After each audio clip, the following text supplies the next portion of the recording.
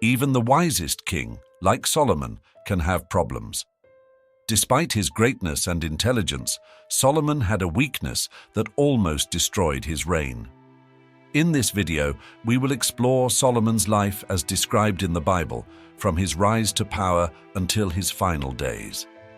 But before we continue, please like the video so that more people can learn this teaching. Solomon, son of David and Bathsheba, is one of the most notable figures in the Bible. He is celebrated for his profound wisdom, wealth, and for leading the construction of the Temple of Jerusalem. His journey to the throne of Israel was not easy and was filled with family disputes. After the death of David, Adonijah, another of his sons, tried to proclaim himself king. However, with the help of the prophet Nathan and Bathsheba, it was Solomon who was eventually crowned king according to divine will. As reported in the first book of Chronicles, chapter 22, God chose Solomon to succeed his father David and tasked him with building the temple. God explained to David that because he had fought many battles and shed much blood, he would not be the one to construct the temple. Instead, Solomon, his son, and a man of peace would take on this responsibility. God assured that Solomon would bring peace and tranquility to Israel, protecting the kingdom from enemies and ensuring a period of calm during his reign. Solomon, whose name means peace, began his reign by promoting stability and unity in his kingdom. He stood out among the leaders of his time for his exceptional wisdom. At the beginning of his reign, Solomon established a significant covenant with God, demonstrating his intelligence and his commitment to follow divine guidance in his decisions as king. The details of this covenant, including the conditions established, are described in the first book of Kings, chapter 3, verses 3 to 14. The crucial episode happened in Gibeon, where Solomon made sacrifices in honor of the Lord. One night, while he was sleeping, God appeared to Solomon in a dream and offered, "Ask for whatever you want, and I will give it to you." Humbly, Solomon spoke about the great responsibility of governing Israel and expressed his need for wisdom to judge and lead his people with justice. He acknowledged his complete dependence on God to guide him and help him make wise decisions for the benefit of all. Solomon chose to ask for wisdom instead of riches or personal success, showing his desire to lead with integrity and justice, highlighting his prudence and devotion to God. God's response was extraordinary. He praised Solomon's choice and not only granted the desired wisdom, but also promised additional blessings, including unprecedented wealth and honor in the history of Israel. One of the most famous episodes showcasing Solomon's wisdom involves the dispute between two women over the motherhood of a baby. This case is described in the first book of Kings, chapter 3, verses 16 to 28.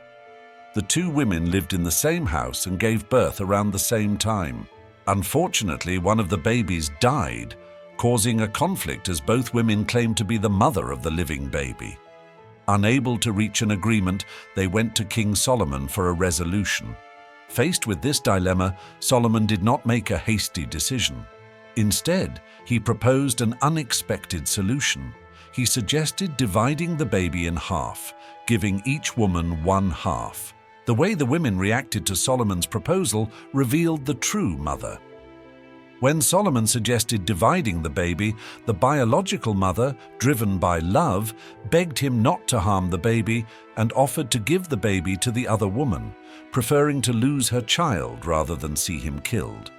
In contrast, the other woman, who was not the true mother, agreed with the idea of dividing the baby. This clever test by Solomon identified the true mother, who was willing to sacrifice her motherhood to save her child's life. Recognizing her genuine love, Solomon gave the baby to her. Solomon was known not only for his wisdom, but also for his great achievements, including the construction of the Temple of Jerusalem. This grand project became the spiritual center of the kingdom and symbolized the continuous presence of God among the people of Israel. The magnificent structure of the temple highlighted Solomon's administrative skills and the prosperity of his reign. Building a temple dedicated to the Lord was originally a dream of his father, King David. Although the original idea was his father David's, it was Solomon who actually carried out the grand project of constructing the Temple of Jerusalem. The Bible describes that luxurious materials were used in the construction, such as cedar from Lebanon for the structure and pure gold for the adornments, showing Solomon's commitment and reverence for God. The temple was built on Mount Moriah, a place of deep symbolism, as it was there that Abraham demonstrated his faith by being willing to sacrifice his son Isaac. This historical site underscores the special and continuous relationship between God and his people, a connection that the temple came to strengthen and symbolize. Under Solomon's reign, the temple became the spiritual and cultural center of Israel, symbolizing unity and devotion. Solomon also worked to strengthen the kingdom's international relations through commercial and diplomatic alliances. A notable event from this period was the visit of the Queen of Sheba, who came to test Solomon's wisdom with difficult questions. These and other significant moments are recorded in the first book of Kings, chapter 10, verses 1 to 13, and in the second book of Chronicles, chapter 9, verses 1 to 12. When the Queen of Sheba visited Jerusalem, she presented Solomon with a series of complex questions to evaluate his wisdom. According to the Bible, Solomon answered all her questions without hesitation. The Queen's visit was spectacular, accompanied by a caravan bringing spices, gold, and precious stones. During the meeting, they exchanged gifts, highlighting the diplomatic importance of this interaction. Besides the meeting with the Queen of Sheba, Solomon also established diplomatic ties with other kingdoms. He married princesses from neighboring nations such as Egypt and Phoenicia, a common strategy at the time to strengthen alliances and maintain peace between the kingdoms. Throughout his reign, Solomon, despite being frequently praised for his wisdom and achievements, made significant mistakes that affected his government and the history of Israel. One of the main mistakes was marrying women from other countries against divine instructions. As reported in the first book of Kings, chapter 11, verses 1 to 3, Solomon had romantic relationships with many foreign women, including the Pharaoh's daughter, and married princesses from various nations. These marriages, besides being political alliances, introduced foreign cultural and religious influences into Israel, complicating the purity of worship in the kingdom since they defied the divine law of not uniting with followers of other gods. Solomon's wives from various countries brought different religious practices that negatively influenced him. Over time, Solomon began to accept and even participate in rituals of worship to several idols, which went against the exclusive worship of the God of Israel. One of the most critical moments of this disobedience was when he built temples for the idols of the deities that his wives worshipped, directly against God's commandments. This shift in Solomon's faith, including the construction of altars for other gods, provoked divine wrath and marked the last years of his reign negatively, as reported in chapters 11 and 12 of the first book of Kings. This period of Solomon's life was a mix of greatness and crisis, reflecting the complexity of his choices as a ruler. As he aged, the consequences of his decisions, especially his marriages to foreign women and his tolerance of idol worship, began to negatively impact his rule. Divine wrath manifested, and adversaries arose against Solomon, including Jeroboam, one of his trusted officials who eventually rebelled. Jeroboam became an influential leader and eventually led the northern tribes. Solomon died after a reign of 40 years, leaving the construction of the Temple of Jerusalem as his main legacy.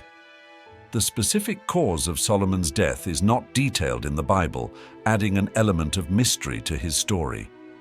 More information about the last years of his life and his legacy is recorded in the first book of Kings, chapter 11, verses 41 to 43. This passage states, "The rest of the acts of Solomon, all that he did and his wisdom, are they not written in the book of the Acts of Solomon?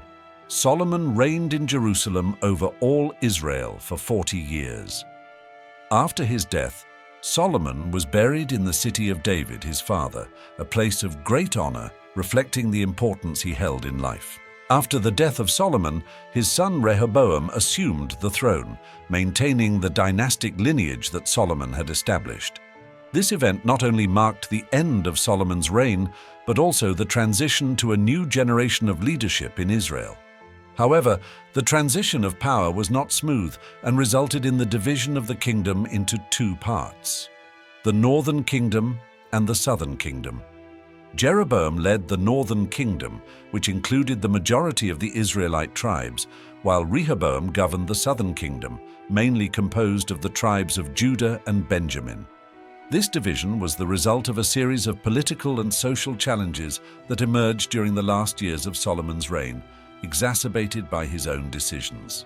During Solomon's rule, despite an initial period of prosperity and peace, discontent began to arise, especially related to high taxes and forced labor.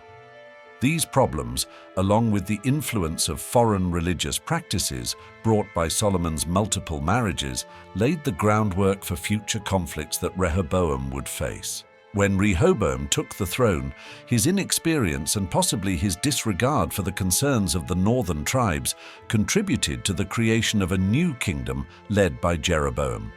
Jeroboam promised to ease the oppressive policies that had been implemented by Solomon. Thus, the final days of Solomon and the subsequent rise of Rehoboam were marked by a tumultuous transition that resulted in the division of the kingdom that Solomon had built. The story of Solomon, full of events and teachings, serves as a powerful reminder of the importance of making ethical and spiritual choices. The decisions made by Solomon not only defined his own legacy, but also the destiny of the Israelite nation as a whole. The biblical narrative emphasizes the need for wisdom, justice, and responsible leadership, showing how the actions of a leader can influence future generations. Thus, Solomon's trajectory is more than a simple story of rise and fall. It is a detailed study of the complexities of power, responsibility, and human impact on history and society. If you have watched until now, I hope you enjoyed the content. Therefore, I ask that you subscribe to the channel and leave your comment about this story. A hug, and may God be with you.